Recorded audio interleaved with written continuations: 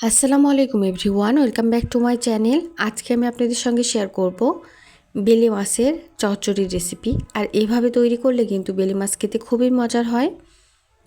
দেখেই বুঝতে পারছেন কতটা লোভনীয় হয়েছে। আর এজন্য প্রথমে আমি বেলে মাছগুলোকে খুব ভালোভাবে কেটে ধুয়ে নিয়ে নিয়েছি। আর এখনও যারা আমার চ্যানেলটি সাবস্ক্রাইব করেনি তাদের জন্য সাবস্ক্রাইব করা অনুরোধ রইল। এই পর্যায়ে আমি একটা প্যানে বেলে মাছ নিয়েছি, ছোটো ছোটো পিস করে কেটে নিয়েছি। তারপরে নিয়ে নিয়েছি কাঁচামরিচ, তারপরে একটা রসুন আমি কুচি করে নিয়েছি, নিয়ে নিয়েছি 2টা পেঁয়াজ কুচি করে নিয়েছি, 2 থেকে 3টা। এ পর্যায়ে এসব উপকরণ নিয়ে দিয়ে দিচ্ছি আদা রসুন বাটা। অনেকে আদা বাটা পছন্দ করেন না মাছে, চাইলে দিতে পারেন, তা না হলে স্কিপ করতে পারেন, তবে আমার মনে হয় আদা বাটা দিলে টেস্টটা ভালো আসে।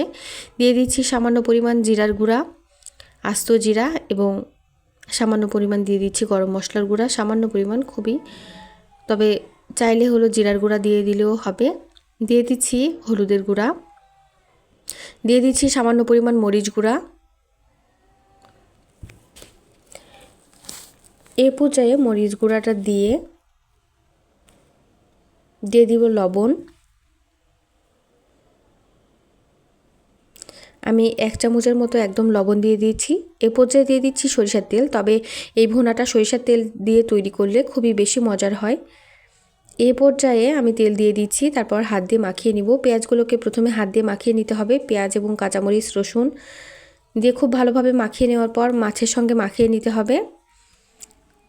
আর এভাবে হাতে মাখিয়ে রান্না করলে কিন্তু বেলে মাছ খেতে খুবই মজার হয়।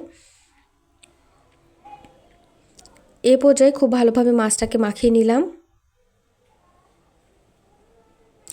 এ পর্যায়ে পানি দিয়ে দিব, অল্প পরিমাণ পানি দিয়ে দিতে হবে। বেশি পানি দিলে কিন্তু মাছটা বেশি সেদ্ধ হয়ে যায়, খেতে বেশি মজার হয় না। এজন্য অল্প পরিমাণ পানি দিয়ে দিলেই, আর বেলে মাছ খুবই তাড়াতাড়ি সেদ্ধ হয়ে যায়, এজন্য অল্প পরিমাণ পানি দিয়ে এই ভুনাটা তৈরি করে নিব। আর এ পর্যায়ে এসে যারা আমার রেসিপি দেখছেন কিন্তু লাইক দেননি, প্লিজ একটা লাইক দিয়ে দিবেন। আর আমার রেসিপি ভালো লাগলে অবশ্যই কমেন্ট করে জানাবেন কেমন হয়েছে বেলে মাছের চচ্চড়ির রেসিপি। এ পর্যায়ে ঢাকনা দিয়ে ঢেকে কিছুক্ষণ আমি রান্না করতে দিয়ে দিব। তারপর ঢাকনাটা খুলে সামান্য পরিমাণ দিয়ে দিব সরিষার তেল। এ পর্যায়ে কিন্তু রান্নাটা হয়ে গেছে, দেখে বুঝতে পারছেন আমি তেল দিয়ে দিলাম। এ পর্যায়ে একটু নাড়াচাড়া করে দিব, তারপর চুলার উপর একদম লো হিটে কিছুক্ষণ রেখে দিব, তাহলে কিন্তু রেসিপিটি একদম হয়ে যাবে। এটা গরম ভাতের সঙ্গে খেতে খুবই মজার হয়। বাসায় একবার হলেও ট্রাই করে দেখবেন এভাবে।